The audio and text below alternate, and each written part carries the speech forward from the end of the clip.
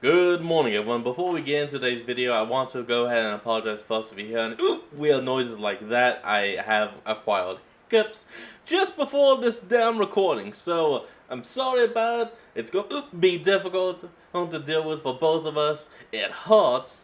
Let's just move on and start off this brand new series, Fear of the Demon Hunters, episode 1. Let's hop in and check it out. And again, I'm sorry about the hiccups. Alright, here we Vivian go. Zabraya always thought that if she ever headed off to Fiji, it would be an exciting and relaxing occasion. Knowing she was on her way to hunt a demon that had killed or captured at least 4 tourists made the flight a bit less enjoyable.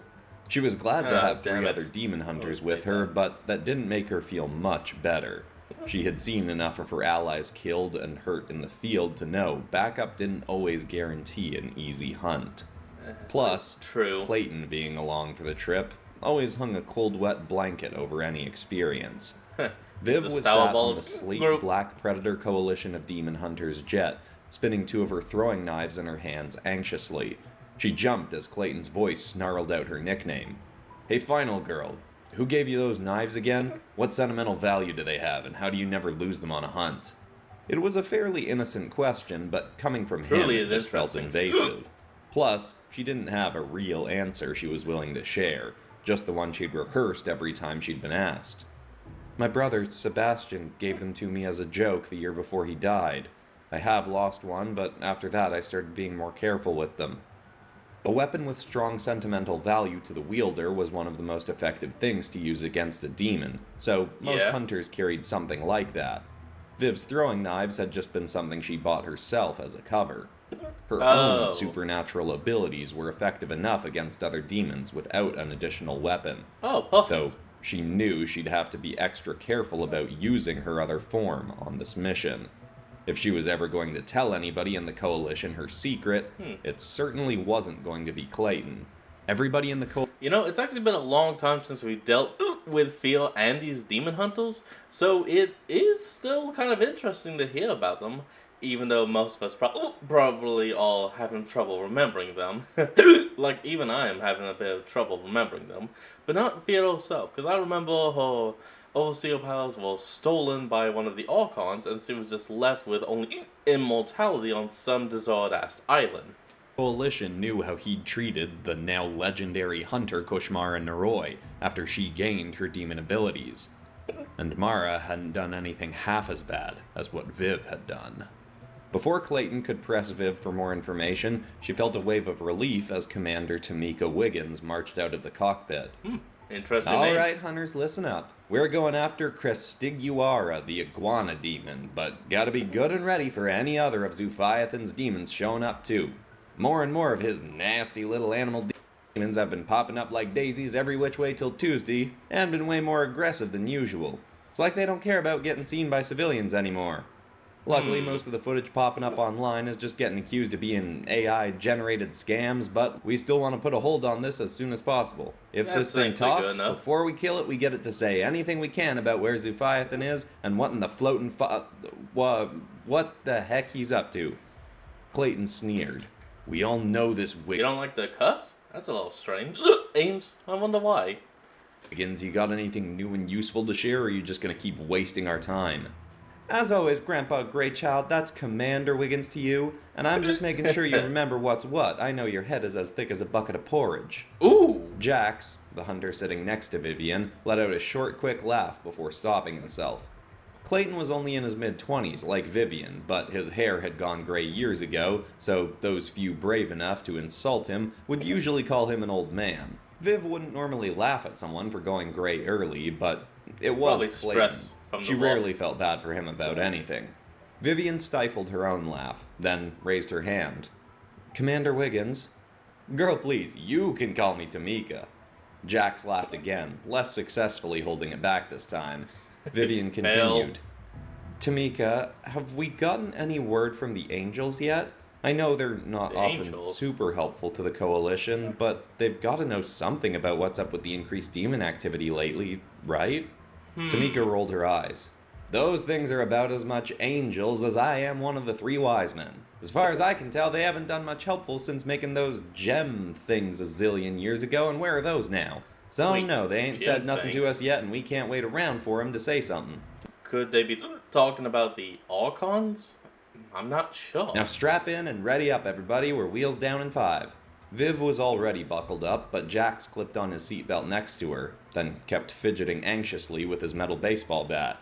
It hadn't originally been his, it had belonged to a mutual friend of theirs named Avery. They'd lost her a few hunts back to an ice demon called Cryorot. Jax had nearly died that day too. He'd only made it thanks to Viv. She'd gotten pretty loose with the use of her powers on that mission. She was pretty sure Jax had seen what she could do, but he never said anything. Either he knew and didn't care, or maybe he was just too scared to say something. Viv had considered telling him.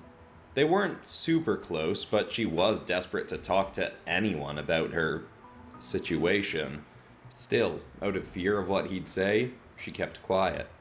She knew that once she started talking to someone about her demon side, the question would inevitably come up. Did you ever kill any humans? It wasn't a question she was willing to answer. Their jet landed down on a secluded... I mean, if you haven't killed any humans, you should be able to answer that willingly and full of chest of saying, no, I have never slain a human. ...forested runway on Vitu Levu, the larger of Fiji's islands, where footage of Christiguara had last emerged. It had stomped across a beach at night and snatched a tourist up in its mouth in plain sight. It had been odd behavior. Usually demons were very careful and methodical about who they hunted. They'd torture them psychologically for a few days before striking to build up the taste of fear in those they consumed. Attacking randomly and indiscriminately was unusual. And unusual activity from demons just made Viv even more concerned about this mission. Definitely the not group hiked through the forest feel. on the hot night until they got to a place where the trees met the beach. They were a few miles from where the footage had been captured, so Tamika gestured to Jax. He took off his backpack and pulled out the Adrenalure. It was a metal casing the size of an American football. It had a dial lock on top, and he spun in the combination. Just before completing it, he looked up to Tamika for further confirmation. Before she could respond, Clayton growled. Would you just do it already? You don't need approval for everything, Jax. Jeez, have some backbone. Fine. His shoulders dropped. Tamika spun her shotgun. Don't you listen to him, Jax. Grandpa's just mad because he'd rather be in his rocking chair listening to the picture shows. Go on and set off that nasty sweat bomb. He nodded and finished the activation. The side slid open and it started spurting out a dank-smelling mist. Adrenalures had been Viv's own idea. It was a bit difficult harvesting fuel for them, but they were full of a pheromone made largely from the sweat of people in a state of elevated fear. Demons had supernatural senses and usually felt the energy of fear emanating off someone, but the scent of fear could also be effective to lure them out if they were within a few miles. They just had to... I like the look of this thing. It actually has like 3 sets of eyes. It's got wild bug-out eyes, predatory sightseeing eyes, but then it also has these big ones down here that are almost more decrementative. Hope the demon was still in the area. They all hid along the tree line, waiting, keeping their heads on swivel. Viv made sure to be on the outside of the group. She didn't like feeling exposed, but at least it meant she could transform her eye to use her low-light vision without the others noticing. She made the shift and her mind was suddenly processing dozens of individual images of the area around and behind her with far better clarity than her human eyes could make out. Damn. The demon wasn't anywhere in sight. Neat ability. Even after a half hour, when the Adrenalure started to sputter out its last mist, nothing had appeared. Still, Viv's heartbeat was picking up its pace more and more. You could always count on a demon to appear when you least suspected it. A sparking light suddenly caught Viv's attention, and she whipped her head towards the ocean. She saw nothing but calm waves. For a moment, she thought it may have just been the flicker of the moonlight off the water. She changed her eye back to human and looked at the others. They hadn't seemed to notice anything, but Tamika had her own night vision binoculars faced down the beach. Heads up, hunters, we got some. Finally. Viv could see it too, but it didn't seem to be anything alarming. It was just a girl going for a run. Though, at 3 o'clock in the morning, that was a little odd. As the girl got closer, Viv suddenly realized she was not on a leisurely jog, but in a full-out sprint. Soon Full she sprint. yelled, "Help! Somebody please!" Viv started to step from around her tree to go check on the girl, but Clayton thrust his hand in her direction, making her stop. "We only have the drop on the demon if we see it first. Wait, final girl." She hated waiting while hearing someone cry for help, but she also knew Clayton was damn it. technically right. The girl got closer and closer, still screaming. Though, oddly, Viv figured this girl could have been yelling a lot louder. Still, she ignored that, as finally, the reason the girl was running revealed itself. Springing up out of the sand came a 20-foot-long black and green iguana, gnashing its jaws at her. There. "Everybody now!" Tamika cocked her shotgun and leapt out of the tree line, rolling across the sand and stopping on one knee, gun aimed perfectly. Click. "Smile click. for the camera!" She fired 2 shots right into the demon's side as the girl ran past her. The girl jumped in fear at the sound of the gun, but kept running as the demon rolled onto its side, sprung up, and turned back to Tamika. Clayton ran past Tamika with a glowing white sword in his hand. The demon whipped its body around in the sand, kicking up a spray of dirt and swinging its sharp, scaled tail towards Clayton. He leapt and dove over it, rolled through the Good spray, skills. and slashed his sword at the demon's side, then stabbed it into the beast's foot. Both strikes hit perfectly and burned Christiguara's flesh. The demon furiously snapped its jaws at him in retaliation. He ducked and dodged away from its bites as Jax ran in and swang his bat at the demon's bulging eye. He hit dead on and the beast hissed furiously, then lashed a long clawed hand up and snatched Jax's arm. It snapped its jaws towards him, but before it could hit, another shot rang out from Tamika's gun, striking it in the side. That's 3 Viv now. ran out from her hiding spot, holding her throwing knives, but not using them yet. She instead ran near the path of the fleeing girl. "Stay behind us, we'll keep you safe." Viv glanced back at the girl as her run was slowing, then turned back to the demon, but instantly, something about this kid caught her eye. She looked back and noticed the girl's fearful expression was gone as she slowed to a stop. She looked Viv up and down, now bearing a wry smile. It then sunk in. Viv recognized this girl, and she wasn't what she is. appeared to be. Viv's mind suddenly flashed back to the worst day of her life, the day a demon had killed her, then another had brought her back. This girl may not have had dark gray skin and floating amorphous purple hair, but it was her. I knew it. The one who turned Viv into a demon, the Feel original creator of all self. demons, the one the hunters called Fear herself. Yes, I had a feeling. And I'm glad my feeling turned out to be right. Viv was about to run back for the woods Ooh, when an suddenly eel a demon. sparking, slimy beast burst out of the water right towards her in Fear. Fear whipped around, thrust an arm up at the demon, and from the ground near her sprang a black demonic tendril. It smacked into the demon's stomach and made it flip over them and hit the ground behind them. Viv and Fear both looked back down the beach. Tamika and Clayton turned towards them as the tendril disappeared. "What the? We got an eel demon too, everyone. Heads up. Whatever you just did to it, Viv, do it again," Tamika said as Wasn't she me. slotted new shells into her gun. But okay. They clearly hadn't seen what Fear had done. Before Viv could say anything, Fear yelled loud enough for Tamika to hear. "Please, please, don't let that thing hurt me." Then quietly she said, "Well, you're pretending to be a demon hunter, aren't you? So do your job. Noctiralic isn't even that tough." Viv didn't understand. Were these demons Wait, actually after what? the Demon Queen? If so, why wasn't she eviscerating them herself, along with the hunters?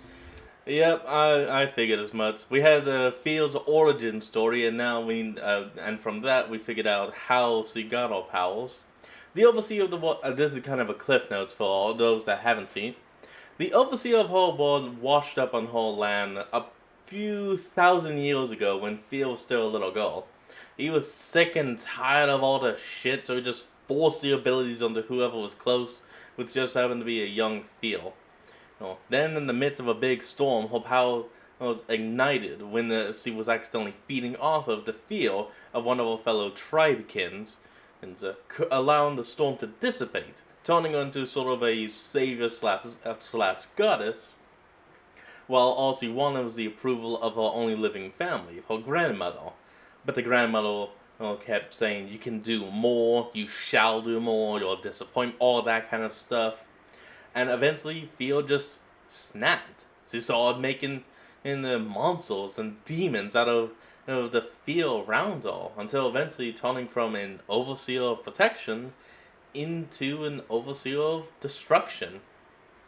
Eventually, that bit on the back as she gave forms to the seven Archons, until one of them, the TV head that we all know and love, ended up taking and stealing a good majority of her powers, leaving her with only one, immortality. That way, Fear would live, but never. Fear would live, but have no way of fighting back what would be done to her world, to any of the worlds. Regardless of why, Viv had to act. The thick, sparking eel was slithering through the sand and swimming up into the air. With her allies far enough away, Viv transformed the palms of her hands and needles emerged from them. She pretended to throw her knives, but actually shot dart-fast needles at the demon's eyes and neck. As soon as it was struck, it shrieked furiously, diving back down into the sand to rub the wounds. Two human-like hands suddenly sprang from its side and grabbed the needles to pull them out. But Ooh, as soon as it that's a little did, gross. Viv pretended to pick up the knives she hadn't thrown and shot more darts into it. Fear snarled quietly. "Are you pretending to... It'll take you forever to kill it this way.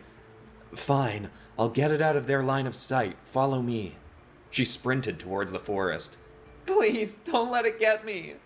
The eel whipped around to see her fleeing, then immediately soared on after her. Viv didn't understand what was going on, but she couldn't let that demon Pretty good get actor. away. Well, actress. Either of them. She ran into the woods after them and quickly realized she was out of the eye line of the others. There was no need to hold back. Her clothes merged into her flesh, and insectoid wings sprung from her back. She soared forward, easily flying past the demon and catching up to Fear. "Ah, I thought that was you, Himnapoda. I wondered what had happened to you after your soul snuck back in." Viv wanted to protest if you were using her demon name, but she was still too shaken being in the presence of the demon queen. Fear glanced back to make sure the others hadn't followed, then thrust her hand up at the eel demon You can again. always say that's not More my name. tendrils burst up from the ground and latched onto it. It stopped the creature from getting closer, but Fear was clearly struggling to keep this grip. "Well, what are you waiting for? Fill it with holes," she demanded. Viv didn't want to take orders from this girl, but she knew this was as good of a shot as she'd get on this thing. Yeah, need to She kill shoved it. her knives into her belt, aimed her palms, and fired a barrage of needles from her hands. The demon shrieked and writhed as its body was pelted, and yellow poison spread through it from the shots. Viv Here we flew go. all around the demon, hitting every inch of its body. As she did, she kept glancing back at Fear, seeing how much she was struggling to hold off just one demon. As Viv fired on it, the giant eel tensed its body and created a surge of electricity pulsing around it. It looked as though it were trying to strike Vivian, but the sparks just traveled down the tendrils binding it into the ground. As it did this, it looked as though Fear was twitching and quaking from the shock, Oh, but trying to right. conceal the pain, Kinda as though the forgot about that. tendrils were an extension of her own body. She may have been showing off some obvious strengths, but this display was far from the power and ferocity the Demon Queen had proven capable of in the past. That's It right. didn't make her much less frightening to Viv, but it gave her some hope that maybe she and the other hunters could at least escape. Eventually, Noptiralik started to wither. Ash flaked off it until it was significantly deteriorated, and Fear clenched her fists. The tendrils crushed through it, making it explode into a fog of black mist. There we go. Viv dropped to the ground and transformed back into her fully human form, save for her hands. Demon She looked dead. over at Fear. She wanted to aim her needles at the Demon Queen, but was too terrified of what this girl could do, even if she did seem somewhat depowered. As much as Vivian hated the circumstances of that battle with the eel, she had to admit it was one of the easiest fights with a demon she'd ever had. Not only could she be in her insectoid demon form for it, but the demon had revealed itself so quickly and easily, leaping out into the open like that. It gave away so much of the advantage that demons often had by lurking in the shadows. Mm-hmm. It was as if it had been desperate to get to its target quickly, even at the risk of its own life. Why were they going after the Probably. being that was supposed to be their highest reigning leader anyhow? Before Viv could decide what to do, Fear marched closer and quietly said, "They don't know, do they? They don't know you're a demon. And I bet they definitely don't know about your little tour around the Colorado campgrounds, right?" Oh, Viv felt like her shit. knees were going to buckle beneath her. How did Fear know about that? Had she been there? Had she been watching? They I don't both know. heard footsteps stomping through the trees She like feeds awful demons. I don't know. towards them. I'll take your silence as a no, so here's the deal. I don't tell them about you, and you don't tell them about me. You say anything and I tear you and all of them to pieces, then head back to Colorado to pay your parents a visit for good measure. Got it? Before Viv could say anything, Tamika ran into view with her shotgun at the ready. Fear suddenly jumped onto Viv, hugging her with tears streaming down her face. Oh, thank you, thank you. I thought they were gonna get me for sure. Having this girl hug Do have to admit though, Fear is one hell of an actress. her made Viv feel more sick than she already did. Tamika's run slowed as she reached them. She looked at the ash floating through the air. Got another all by yourself, huh? Look at you leveling up more with every mission, final girl. It's taken both Jax and Clayton to finish off Crestiguara, and that's after I already gave it a good dozen whacks of my boomstick here. A sympathetic expression crossed her face as she got on one knee to address Fear, having no idea who she was actually talking to. Kid, I'm sure this is all scary, but we ain't gonna let nothing touch you, alright? You're safe with us. Still acting like a scared kid, she said, Are you guys from the Coalition? Tamika tilted her head curiously. Huh? How do you know about us? Nobody knows about us. Exactly. One of the demons that came after me mentioned you. He said he wanted to make sure you never found me. He said his name was, I think, Zuphiathan? While Tamika was looking excited by this revelation, Viv was just growing more and more desperate to tell Tamika who this kid really was. You saw Zuphiathan and lived? Why did he want you? Did he say? I think it's because I can track these things. The demons, I mean. I can hear them in my head when they're close and see them, even when they're disguised as something else. Is that unusual or something? I don't know what's going on. I just want them to stop coming after me. Viv was begging Tamika in her head to figure out that this kid was lying, but knew Tamika was a sucker for a scared child. The usually perceptive commander didn't see through the ruse. Child, what's your name? Riva Arvos, ma'am. Well, Riva, if you can track demons, we need to get you back to the Coalition base stat. And when you're there, trust me, no demon is going to be able to get to you. You have my word. Fear then jumped onto Tamika and hugged her, making Viv visibly shake. Thank you. I just want to get anywhere I can be safe. I'm so tired of running. Tamika gave Viv an order to group up with Jax and take Riva. Yeah, as you can tell by the outfits he's wearing in this picture, it's not because of just different attire. It's literally because she no longer has her demonic abilities. She no longer has the Overseer form, so of course she no longer has the Overseer look, which you can see here in this one. Back to the jet. As soon as Tamika was out of earshot, Fear turned back and snarled. Would you relax? You stink of fear. There's enough of Zuphiathan's demons hunting me as it is, without you attracting more. Viv stammered. I can't let you come back to the Coalition. I'm not gonna let you hurt any of my friends.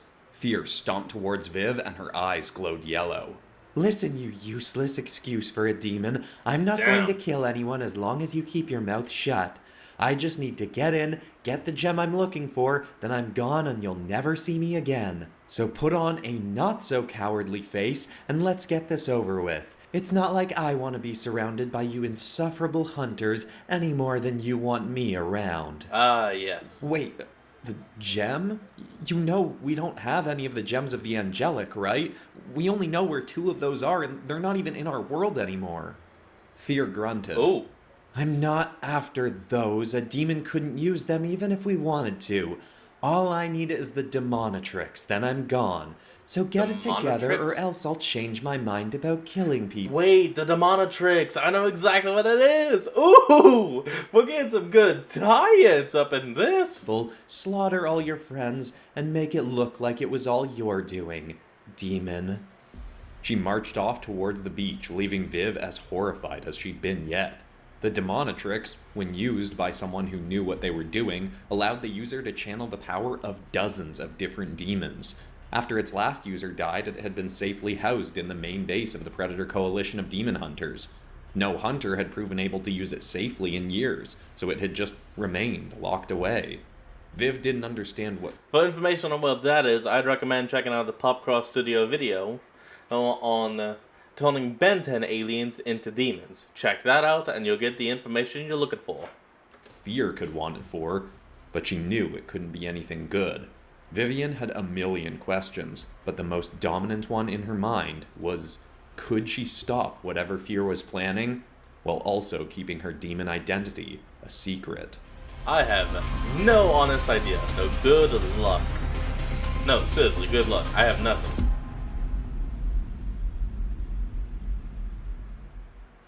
And so, Fear of the Demon Hunters has begun. This will probably be a little bit shorter of a series, but then again, I originally had planned to do 6 episodes of Mytholethal, and it ended up being 12, so who knows how many episodes this will actually be. You never know. If you want to know more about the Demonatrix referenced in this episode, you could go back to the Ben 10 Demons episode. And in this series, we will learn more about the Gems of the Angelic, the Angels, we'll get a drawing of Tamika, and next episode I will draw our main character. If you missed it, I also started another series this week on the Trismegistus Academy and the competitions it's going to be having with Eloise Ludum's own academy. I'll have that linked in the description. But besides that, that's all for today, except of course for ending this video on some kind of positive or inspiring note. And the thought I want to leave people with today is a quote from Viktor Frankl.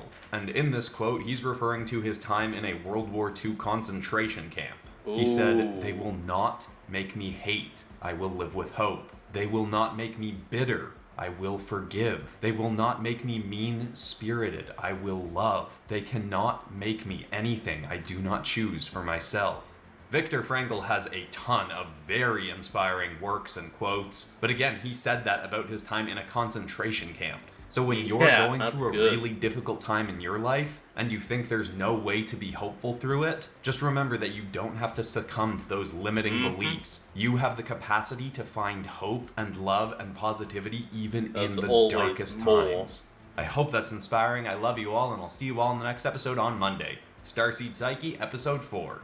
See you there. Goodbye. Alright everyone, well that's going to be the end of today's video, and I hope you all enjoyed this. Remember to like, comment, and subscribe for more. Link to the original will be in the description below, and I'll see all of y'all next time when we flick back on. Till then, this is Fox, signing out. Peace.